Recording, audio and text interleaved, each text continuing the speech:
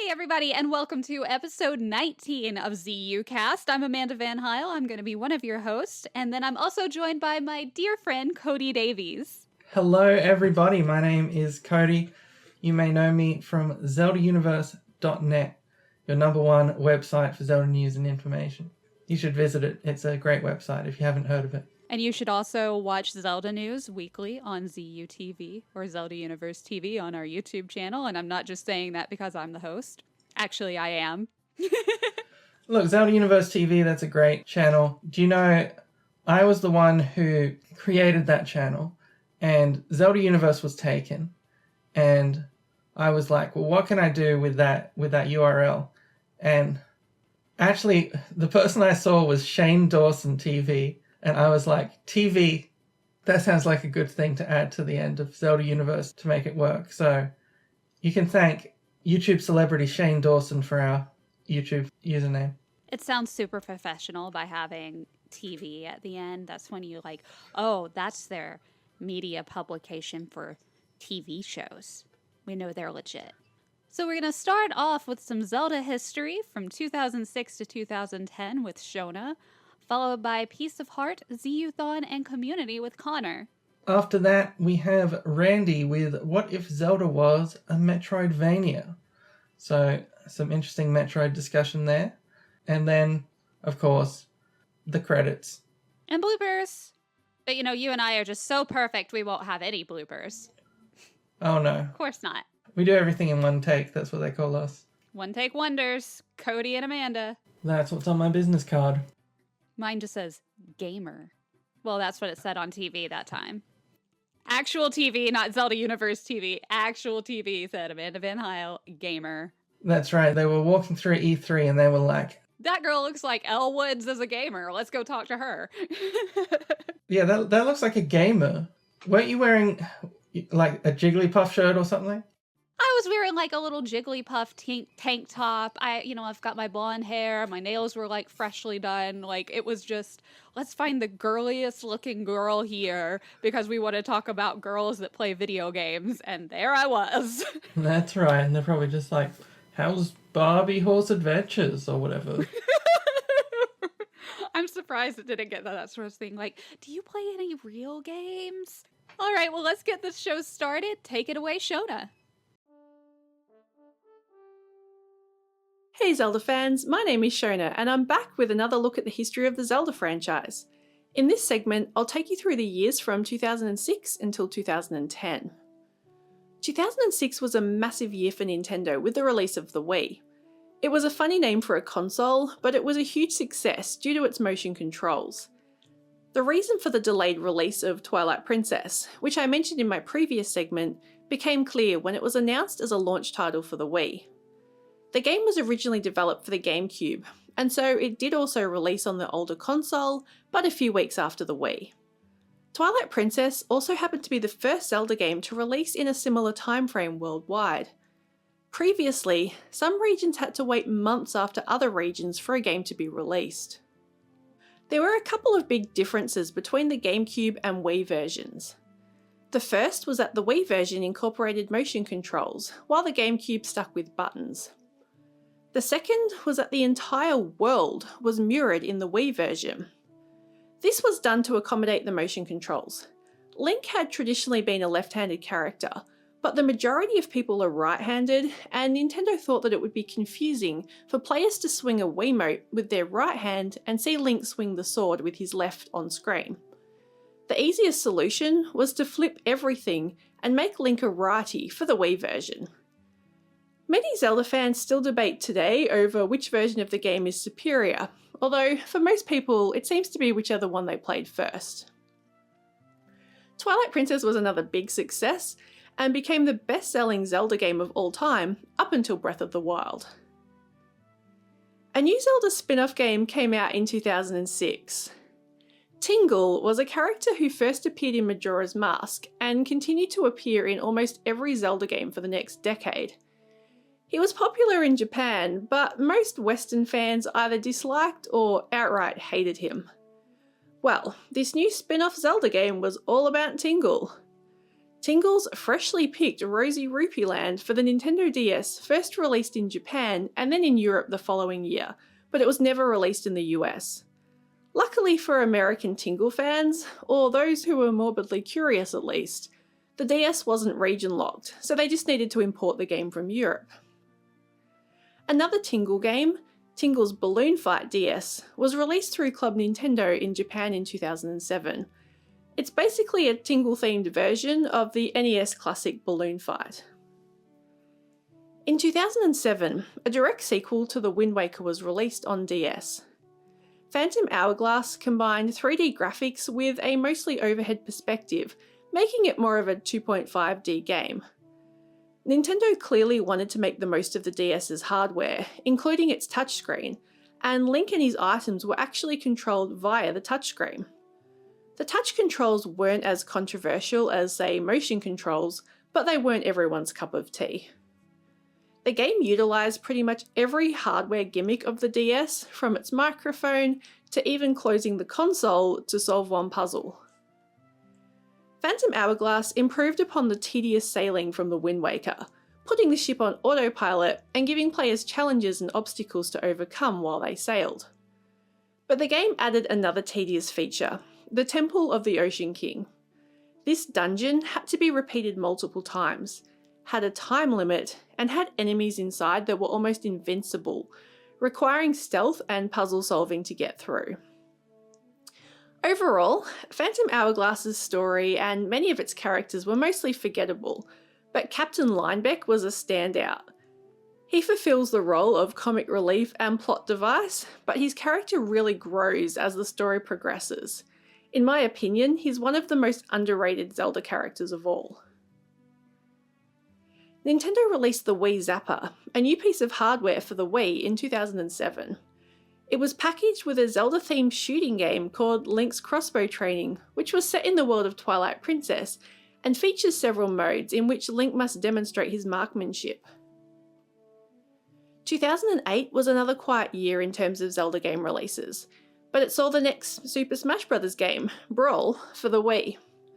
It featured the same playable Zelda characters as Melee, with the exception of Young Link, who was swapped out for Toon Link. Additionally, 2008 was the first time that the Akira Himekawa manga was officially released in English, starting with Ocarina of Time. Their manga is still being released to this day. Finally, a different type of book was also released this year, The Legend of Zelda and Philosophy. It contained several essays on how philosophical concepts related to the world of Zelda and video games more broadly.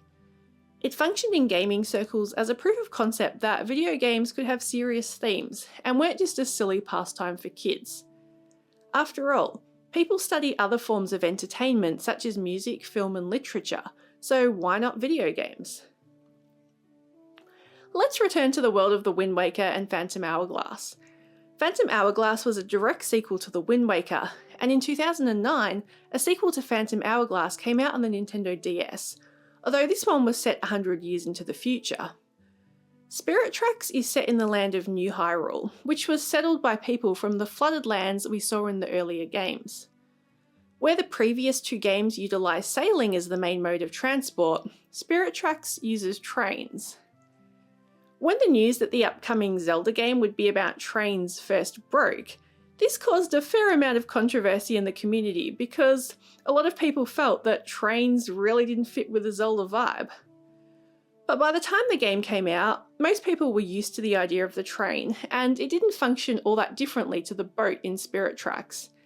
In fact, the biggest criticism of the train ended up being that it took players away from being able to explore the overworld, because exploration has traditionally been a huge part of many Zelda games. Many previous Zelda games had also featured companions for Link, such as Midna in Twilight Princess or Tattle in Majora's Mask. But in Spirit Tracks, Princess Zelda herself would be Link's companion, or her spirit at least. I've mentioned in previous segments that the late 90s and early 2000s saw the birth of the online Zelda community, with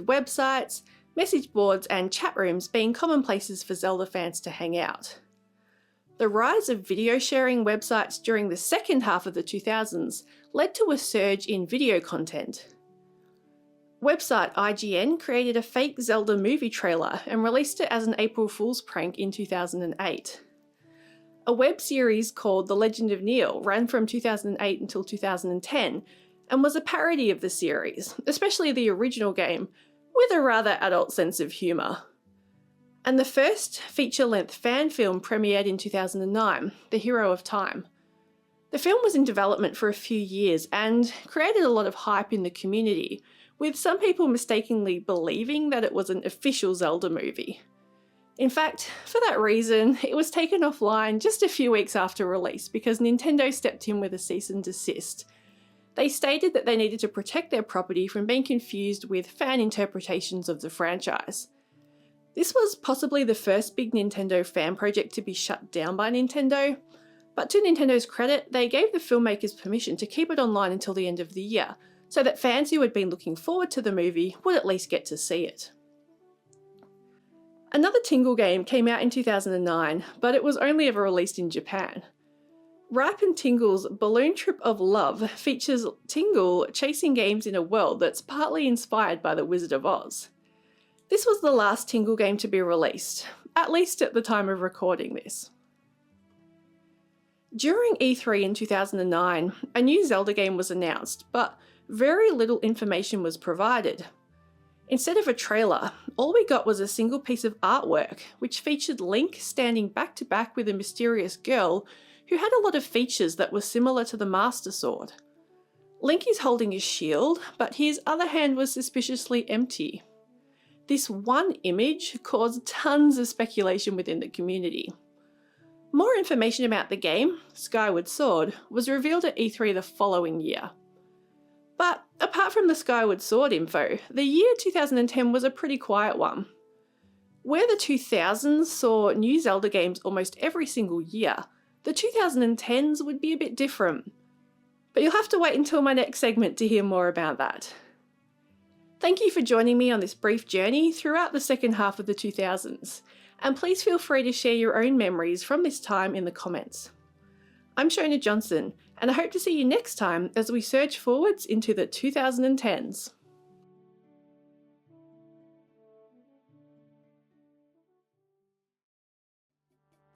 So the 2006 to 2010 era, so that was like Twilight Princess and Phantom Hourglass and Spirit Tracks. Did you play any of that when you were new? When you were new. I said when you were new.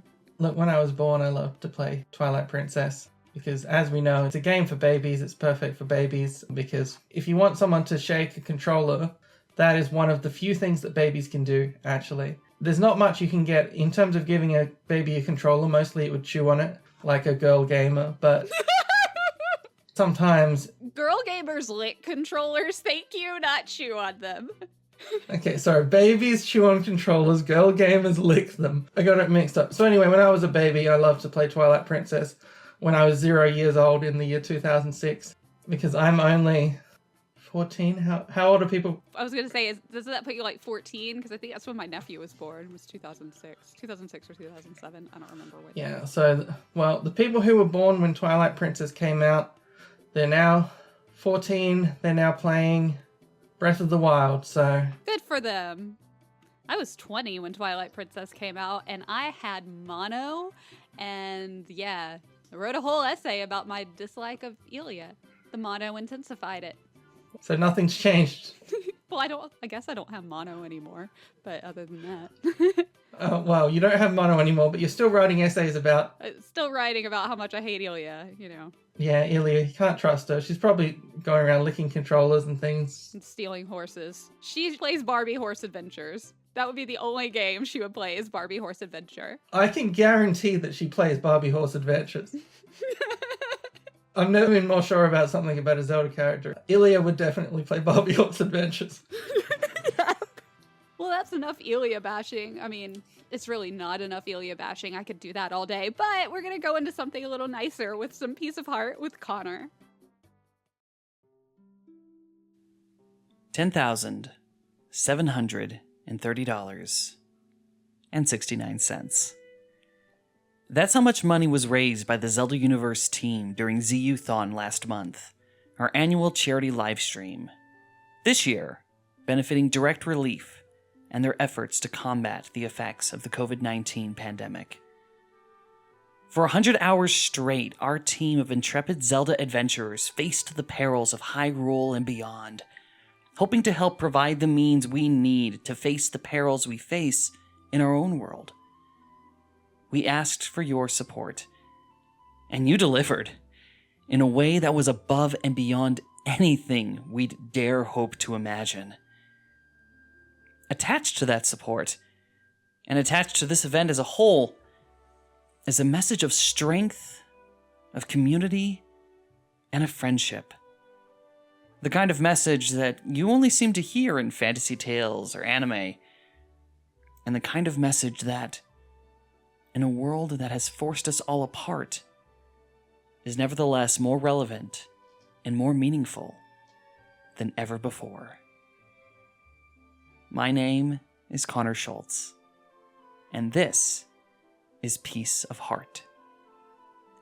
The fact of the matter is that The Legend of Zelda is not a multiplayer series. The games focus on Link, the lone hero who must stand against the forces of darkness armed with little more than a sword, his courage, and whatever he's able to pick up along the way. He may have aid, romantic interests, even a companion or two, but ultimately the fate of Hyrule rests solely on Link's shoulders. And by association, that means only the single player holding the controller truly takes part in the adventure. Sure, Zelda has had its forays into the multiplayer genre with Four Swords and Triforce Heroes, but the hardware requirements for both Four Swords games were taxing, to say the least, and the frustrations people have had with Triforce Heroes haven't exactly been minor. Don't get me wrong, I love these games as much as I love the rest of the series. But when it comes to how the Zelda franchise has progressed as a whole, a team adventure isn't exactly the direction it has gone in. Say what you will, The Legend of Zelda is essentially a one-player game. I grew up with that. And part of the reason I grew so close to the series was because it was something I could play on my own. And I kept playing on my own. That is, until I started to share it. As a personal passion project, I wanted to make videos for YouTube. Video essays expressing my thoughts and perspective and love for the Zelda series. To make those essays, I needed footage. To get that footage, I needed to play the games again. To make the games more fun to share, I eventually invited others to join me. At the same time, I joined Zelda Universe as a features writer, and slowly became introduced to an entire team that loved this series as much as I did. The more I've looked, the more I've seen and met people who express their passion in art, music, even just exclamations of emotion over a scene or a fight. All of it resonating with me. I knew in my head that these fans existed, but for someone who had kept the series close to his chest for over 20 years, discovering such a vibrant community who shared my love for Zelda was like walking out of the Shrine of Resurrection and seeing the massive land of Hyrule before me. Which brings us back to the pandemic and ZUthon. I moved across the country mere months before the world shut down. Like everyone else, the past year and a half has been tense, frustrating, and panic-inducing, enhanced by the fact that the friends I had all lived hundreds of miles away. Even now, I'm sitting in a small apartment with just a dog, my job, and whatever contacts my internet allows me to have. I've held close to those contacts, grateful for the social connections they give me, and the way it lets me peek into the passion people have for Zelda. My Twitter feed is full of it, And it brings a smile to my face every time I read of someone enjoying Skyward Sword for the first time, showing art they've made of the princess and the hero, or maybe just revisiting an old favorite from the series. When the ZU team got back together to plan this year's event, I leapt at the chance to be a part of it. And for the 4 days I was there, I enjoyed watching, commenting, and for a few hours playing myself. Interacting with these wonderful people I had the privilege of meeting, and with those who came to support our efforts. And while I'm sure that $10,730.69 will help immensely in aiding those most affected by this pandemic, what has helped me the most is the time spent talking and playing with all of you, the wonderful Zelda community. I work for a nonprofit. The entirety of our funding comes from contracts from local government and from donations by others. I've participated in a fair share of fundraisers, and while I can't necessarily compare numbers, I can certainly say that what we all pulled off is nothing short of incredible. But what we've created is a community of people that is willing to bring joy to each other. Beyond just monetary donations, we're creating friendships and support that can help you weather any storm and make heroes out of all of us.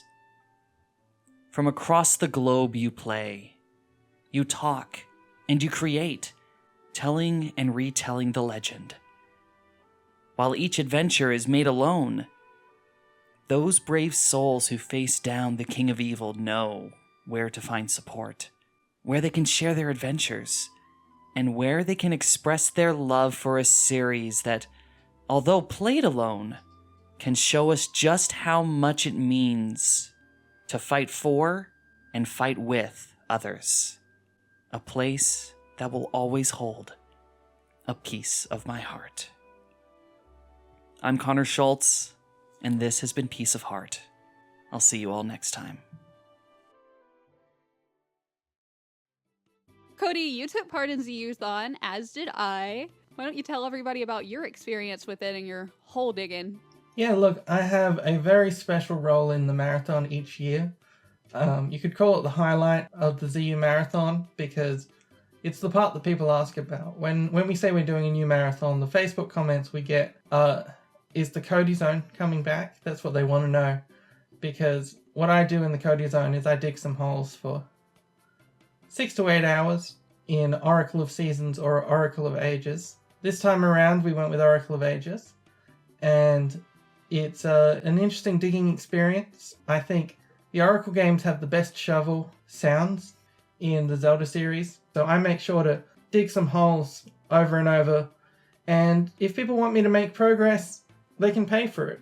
And that's how I raised a lot of money this year for charity, is by just saying, well, look, if you pay me $50, I'll go to the next dungeon. We actually got reasonably far in this time because we had a good few $100s of donations. So thanks to everyone for coming along to that. How did your segments go, Amanda? Ours, I think, went really well. We had a poster board up in the background, so anytime somebody donated, they got like a little piece of Triforce with their name on it put on the background. But I have to say, your segment is probably one of the most important because that's when all of us in North America get to sleep.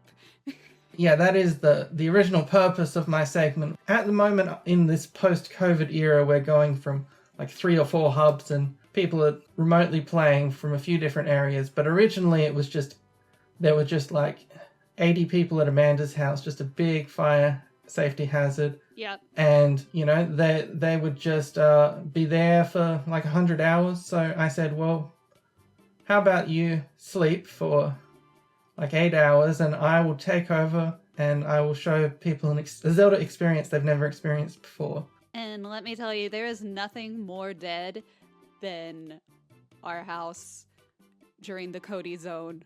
We are all like, because we're all exhausted by the time it gets to the Cody zone, because we would have been setting up like the whole 2 days before the marathon even started. It gets like just dead quiet. everybody's passed out. It's wonderful. We can all just finally sleep. It's like, that's where one moment just be like, okay, sleeping, nobody bug me.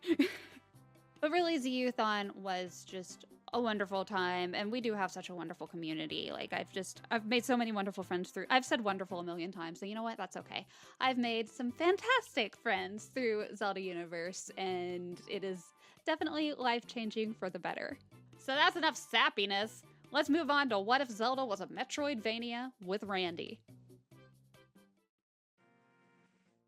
Hey, thanks for joining me here today. I'm Randy Meyer, Assistant News Editor at ZeldaUniverse.net. This is my series, What If Zelda Was? You see, different Zelda games mean different things to everybody, and it's one of the series' core strengths. It's why we have endless debates as to what the best Zelda games are and under which circumstances. So I like to take ideas and stretch them into places the series hasn't been before. I would like to ask you now this question. What if Zelda was a Metroidvania? My first answer to my own question, thanks me, is it already is if you really think about it. Ever since Link to the Past and up through Link Between Worlds, the Zelda franchise has had the exact same style of game as Super Metroid or Symphony of the Night. It's a supposedly open world that's actually blocked off by several power or item required gates. For a generic term, I refer to Metroidvanias as the Pathfinder genre. It's all about poking around the world looking for your next path opened by a key item or ability you acquired at some other point. Now, of course, there are game elements that differentiate your Metroids from your Zeldas and your Castlevanias. I'm not saying they're the same thing, but I think there's a reason why something like the Super Metroid / A Link to the Past hybrid randomizer works as well as it does. The two games are structurally similar. I'll admit, I already think Zelda games are far less open world than they claim to be or that other people claim they are. They feature linear story progression and critical paths to follow, and that's why I think Zelda has more in common with your typical Pathfinders like Hollow Knight. But what if Zelda really did play more like a side-scrolling 2D platformer rather than the top-down one we're used to? If you think about it, Link's Adventure was basically this, and Zelda as we know it today could have been something much more like Super Metroid had that idea taken off. The difference, of course, would be action more akin to Castlevanias like Symphony of the Night and Dawn of Sorrow, melee-focused action platforming challenges with abilities designed to work in that kind of an environment. Now I can hear someone out there saying, but Randy, one of the Zelda series' main attractions is the dungeons. Big thematic chunks of levels that center around certain gimmicks. Castlevania and Metroid games don't have those. And I'd have to disagree to an extent. These kinds of Pathfinder games always have zones that focus on specific styles of level. This could just as easily be translated into dungeons. Norfair is essentially just a lava dungeon, for example. While I generally prefer the it's all on one map of a game like Bloodstained, there are other examples that could be used as more specific analogs to dungeons. The second DS Castlevania title, Portrait of Ruin, had this big main Dracula's castle map like every other Castlevania, but then there were these paintings that served as doorways to separate maps, kind of like Mario 64, and that's really not terribly different than how dungeons translate out of a Zelda game. Think about Ocarina of Time. There's this central map of Hyrule, and it just branches off into separate zones like spokes from the center of a wheel. You need key items to progress into different areas, like a horse to get into Lake Hylia, or a hookshot to get across Gerudo Canyon, and you could kind of use that same thing for this side-scrolling structure. And let's face it, it's not like every item in the Zelda is useful anyway. Most of them are only designed to have one puzzle-specific purpose that are virtually useless beyond that. Just like the grapple beam in Super Metroid, the spinner has zero proper functionality in Twilight Princess. It only exists for you to go, oh wait, there's the thing that clearly states this is where I use the item, so let's do that now. In the case of the grapple beam, sure you can use it on any ceiling, but you only really need it over certain chasms. Similarly, yeah, you can ride the spinner everywhere, and it's fun, but you're only going to really use it to grind those obvious rails to reach places you couldn't otherwise with any other items. The Legend of Zelda series has the same use for these finding new items and powers that those games do, which is really the biggest reason I say they're basically the same as a Pathfinder genre. But this is about how it would look like if it were a Metroidvania, and not like one. I think we would have to put a huge focus on combat and perhaps weapon variety. One of the fun things about Symphony of the Night and its similar sequels is finding that set of weapons and powers that play the way you like them. Whether that's a heavy-hitting two-hander that has a wide arc for hitting enemies all around you, or the quick slices of a one-handed sword that require more precise aiming, especially on those airborne keys. I think we can look at Breath of the Wild for an immediate idea of how this would look in the world of Zelda. Similarly, an item like the Sheikah Slate could double down for sources of movement abilities obtained from abilities like the Soul System in Arya and Dawn of Sorrow. Why can Link suddenly move blocks to open new paths? He beat a boss and gained the Magnesis upgrade for his slate to move them. Recently, I took the time to play 2016's Axiom Verge, a clear love letter to the Metroid series that also does enough of its own thing not to just be considered some sort of clone. One of the first upgrades you get in that game is a drill cannon for cracking through secret walls or putting a constant hurt on an enemy as it gets up close. And perhaps my favorite Castlevania game, Order of Ecclesia, your entire arsenal is made up of magic abilities. You don't get a sword or a whip, though you do get powers to summon a sword and swing it just like you would a normal weapon. My favorite is this sort of like wolf head where you punch forward and this giant energy wolf head takes a bite out of enemies in front of you. So imagine Link with this sort of arsenal and the fun twists and turns it could be on the series. This doesn't just have to be a 2D game with bombs and arrows. Remember that ball and chain from Twilight Princess? Or what if Link could cast fire spells like Din's Fire while using Nehru's Love as a defensive tool? And okay, I just described Zelda from Smash Brothers, but that gets my point. That's where I'm going with this, is there's so many things in Zelda games that you could do on a 2D plane that would just help it fit better into this kind of a 2D Metroidvania type game. The big difference, I think, in a Zelda-style platformer would involve how key items are often the center focus of boss fights, and determining how they pan out. The one thing Castlevania never really got a hold of was requiring specific abilities to fight boss. Sure, you get a mist form to travel around certain areas in Symphony of the Night, and it can be used defensively if you time it right, but it's not really required for any specific fight. Getting the bow and arrow in this Zeldavania would be required to beat bosses related to the area where you found it, or at least the boss that hides behind a door that required the bow and arrow to get into in the first place. In Zelda, we've seen the puzzle where you shoot down the chains to drop a drawbridge, and that's exactly the kind of thing you could do in a game like this with maybe an arced shot. Zelda is renowned for its creative and immersive boss fights, which are more like puzzles than raw combat, and this is again something I don't think you see a lot of in the 2D Metroidvanias, but you do see it a lot more in 3D Metroidvanias, like Metroid Prime, or one of my favorite games ever, Control. In this 2D side-scrolling Zelda, I'd like to see more of those fights require items, timing, and puzzle solving. Top-down Zelda bosses are maybe less puzzly than the 3D ones, but there's still tricks and things you have to figure out in a way that most 2D Metroidvanias still just kind of have you running in and swinging on a boss. I guess what I'm saying here is that I really like Pathfinder games, and I would love to see Zelda take a crack at being more like a Metroid or a Castlevania in its design, rather than just another regular Zelda. It may be because there's a new Metroid just a month away from me recording this, which has me giddy as a groovy Goron, but this could be a fun new way to approach another Zelda game. And that's it for me this time. I hope you've enjoyed listening to me talk about why Zelda kinda already is a Metroidvania, and how it can make its own cool twists on the genre. I hope you've had a good time with it, and would love to see what you think in the comments, and let me know if there's something you'd like to see the Zelda series turned into. Until next time, I'm your segment host Randy. You can find me on Twitter at RandyMarGames, and I hope you have a lovely rest of your day.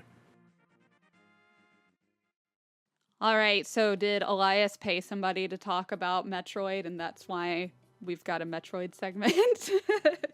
Look, I think it's interesting the similarities and differences between a Zelda game and a Metroid game. There's even a randomizer that's a Link to the Past and Super Metroid. So, I mean, it kind of does work. And he was making some really good points about how, like, okay, Zelda can kind of work as a Metroidvania because of the whole, like, okay, you can't access this. You can see where this area is, but you can't access it until you go back over here to get this item. And I'd never thought about it that way. Have you been playing Metroid Dread? I have been, and I love it so much. How many Metroid games have you played before? I've played Fusion, I've played Prime, I've played Super Metroid, and I attempted to play the first Metroid, but that didn't go very well. I have the rest of the Prime trilogy, and I have Samus Returns, I just haven't played them yet. I need to get Zero Mission, and then now I've played Dread, I'm almost done with Dread. I've been enjoying Dread. I think it's definitely a game that's... It's not like Twilight Princess. A baby wouldn't be able to play it, I think. This is a game that's sort of, I don't know, for me it felt a bit sort of like start you in the middle, I guess, in terms of difficulty. Like, I think some people expect when they start a Nintendo game that Nintendo's going to sort of ease them in, or it's going to be something where what they used to do for a while was that thing where you play the whole game and it's really easy, and then there's bonus worlds and that's where they put all the difficult stuff. That's what they did with Mario 3D World and that sort of era of games. But I think this was one that, like, the tutorials are fine and everything if you're a gamer, but it is something that's like, if you're someone who hasn't played Metroid before, because the last console Metroid was on the Wii, Other M, and you might not have played that one because you heard it was bad, which, look, everyone has different opinions on, but you might have not had a chance to play a console Metroid in 15 years or something. So a lot of people are coming to it for this. I think it's a good game. I don't know. Do you have any thoughts on, I guess, if someone's just like coming to this for the first time? Yeah, I mean, I think it's important to know what you're getting yourself into when it comes to a Metroid game, because my first Metroid game was Fusion, and I had no idea. I'd never played a Metroidvania before. So, like, I did not know a thing about, like, okay, what do you mean I can't get through here? Did I forget something? And I just thought I'd just soft locked myself somewhere in the game. I am very excited about Metroid Dread just because of all of the new Metroid fans that we're getting because of it. And I think it's a good one for somebody who has never played a Metroid game to go ahead and start with. I think that style is a good one to go with. You really have to have a lot of patience if you've never played one before, and know that once you realize that a lot of it is just pattern recognition, you can, like, kind of fly through it a whole lot easier. But I feel like it would be a good one for somebody to start with, as long as they know what they're getting themselves into. That it's not just okay, we're going to make it super easy at the beginning and then it'll gradually get better. It's like, no, it's going to be hard from the moment you start, and it's actually going to feel a little easier as you go on, because, like, I know when I first got chased by the Emmys, I was crying, and now, like, I just kind of yell a little bit, but not crying anymore. That's a good recommendation. I'm not crying anymore. You can put that on the box. I'm not crying anymore. Because, yeah, look, it is a game where I found the most difficult part to be about the first hour or two as well. I was like, we're so early on, but I've died about 5 times to an instant death horror monster that's chasing me. Only 5 times? I mean, I've died like 500 times, and I'm okay with that. Yeah, that was in the first hour, but look, you'll die a lot, but the checkpoints system isn't too bad. But I think Elias will be jealous if we're having a Metroid conversation without him. So I guess we should wrap up. Well, Cody, this is it. I'm so glad I got to host with you again. It's been a fun time. Hopefully I'll be able to see you in person at some point again in the near future. I miss you so much. I hope so. That's all completely out of our control, but I hope to at one point physically attend a ZUthon and everyone can watch the Cody Zone in person. It'll be very exciting. Yeah. I'm giving you a giant hug because I miss you. I haven't seen you in 2 years, and that's just, I can't handle it. So we will talk to you soon. Next up is the credits, and after that, the bloopers. Take it away, Eden.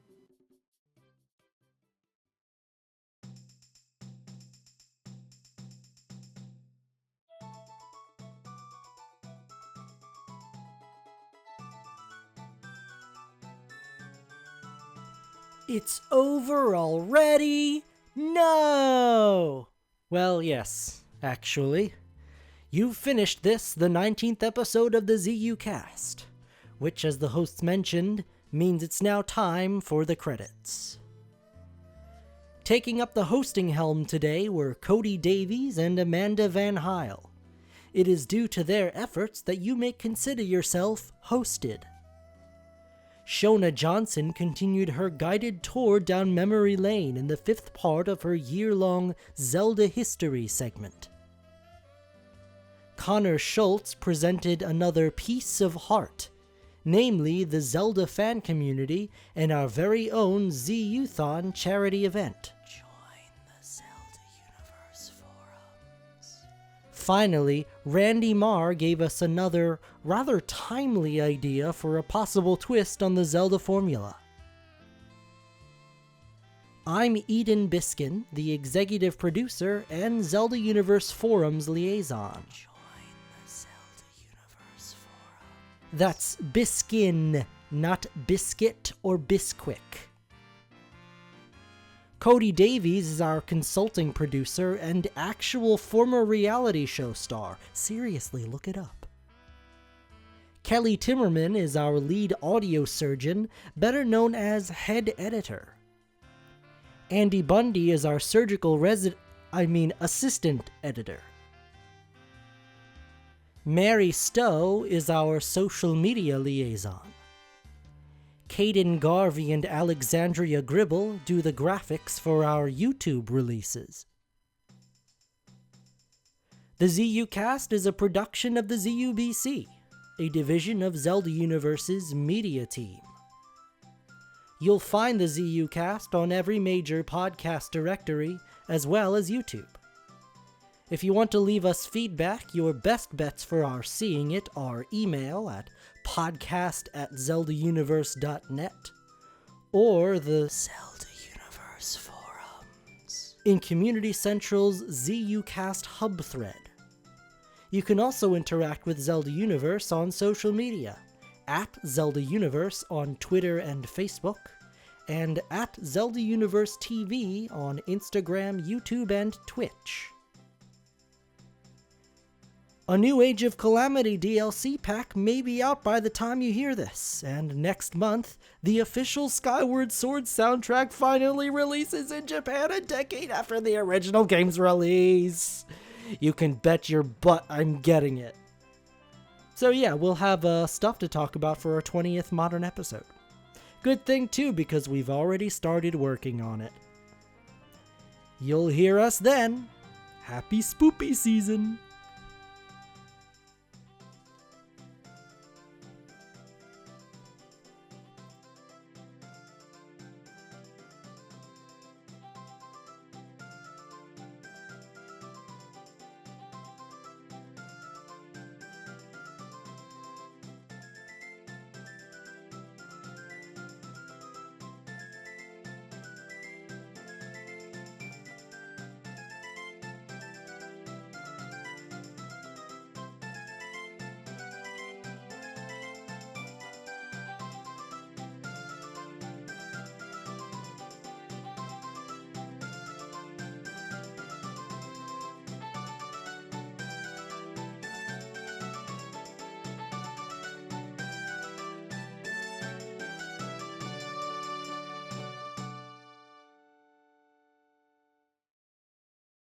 Hello, this is Elias Thompson. I'm here to regretfully inform you that this episode of the podcast does not have any bloopers whatsoever. That's it. That's all I have to say. Have a good rest of your day and play Metroid Dread.